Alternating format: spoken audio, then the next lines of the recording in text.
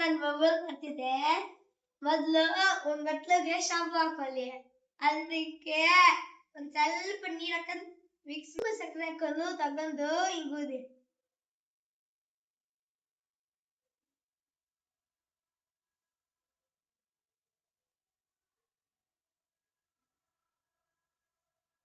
ನೋಡಿದ್ರು ಫ್ರೆಂಡ್ಸ್ ಎಷ್ಟು ಬಂತು ಹೇಳ್ತಲ್ಲ.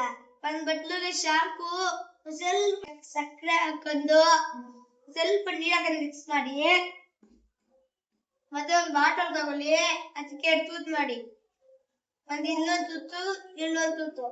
ಒಂದರಲ್ಲಿ ನೀವು ಈ ಪೈಪ್ ಹಾಕ್ಲಿ, ಮತ್ತೆ ಇನ್ನೊಂದು ಖಾಲಿ ಬಿಟ್ಟು, ಯಾಕಂದ್ರೆ ಇಲ್ಲಿಂದ ಏರ್ ಹೋಗುತ್ತೆ, ಏರ್ ಆಚೆ ಬರುತ್ತೆ.